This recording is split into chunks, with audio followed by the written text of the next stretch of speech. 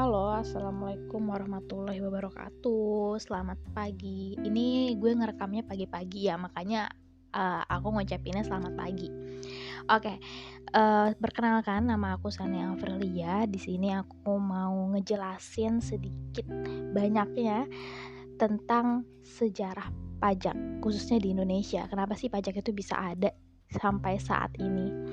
Oke, sebelum aku mau bahas, aku pasti mau nanya dulu nih, kira-kira teman-teman semua yang dengerin voice ini, ketika mendengar kata pajak, apa sih yang terlintas di pikiran kalian? Mungkin ada yang terlintas duit rakyat diambil atau sebagainya ya.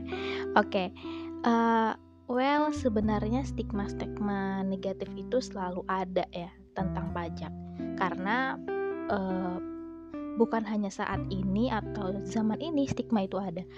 Sebelum kalian pada lahir, itu stigma negatif tentang perpajakan itu memang ada gitu. Jadi kenapa bisa ada?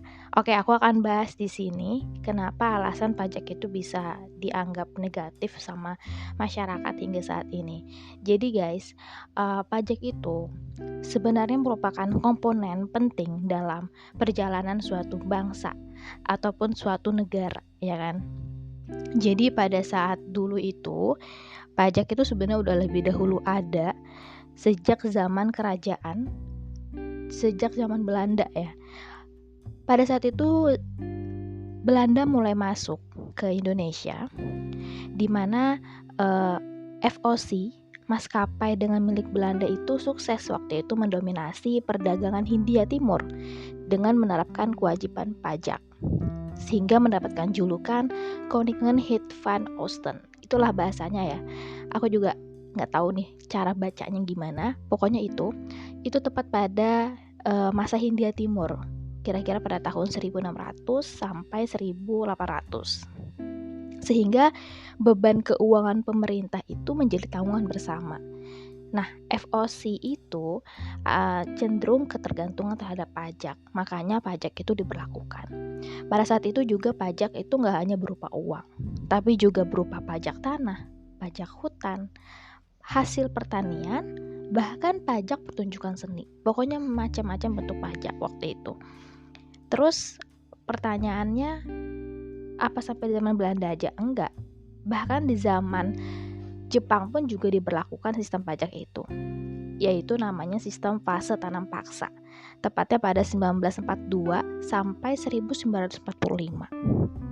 Tanam paksa itu digunakan kembali di masa pendudukan Jepang, dan saat itu Jepang meneruskan land tax yang digunakan oleh Inggris dan juga kolonial Belanda terhadap semua jenis tanah yang produktif dan wajib pajaknya pada desa, bukan perseorangan lagi. Jadi pada fase ini fasilitas seperti jembatan, jalan raya itu dikenain pajak. Dan masyarakat yang menggunakan sepeda pun juga diwajibkan untuk membayar pajak. Nah, hal itu tuh yang membuat masyarakat waktu itu sempat tertekan dan muncul tuh stigma-stigma negatif tentang perpajakan gitu. Nah, terus apa sih kira-kira wajib itu bersifat wajib? Pajak itu nggak hanya bersifat wajib, tapi juga memaksa. Masa itu pemerintah Belanda mulai membedakan tarif dan juga memberlakukan kenaikan pajak senilai 4%. Sehingga mulai tuh semakin muncul dampak negatif dari masyarakat.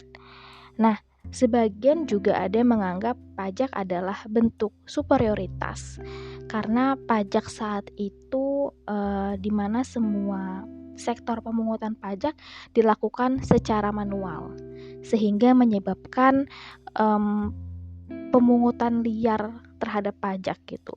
Sehingga oleh sebab itu, mengapa konotasi nama pajak itu terminset negatif hingga saat ini.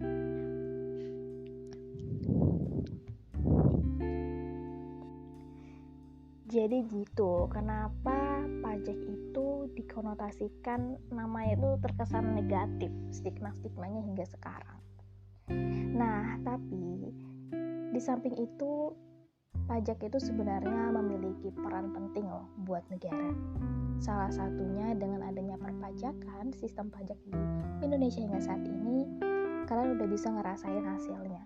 Seperti mulai berdirinya jalan tol, terus juga MRT, mungkin sistem pendidikan yang sudah mulai berkembang saat ini pelan-pelan, dan juga jalan raya yang mulai membaik dan sebagainya.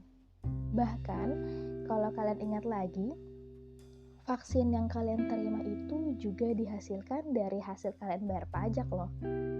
Nah, mungkin memang dari kita bayar pajak, hasilnya nggak terasa langsung.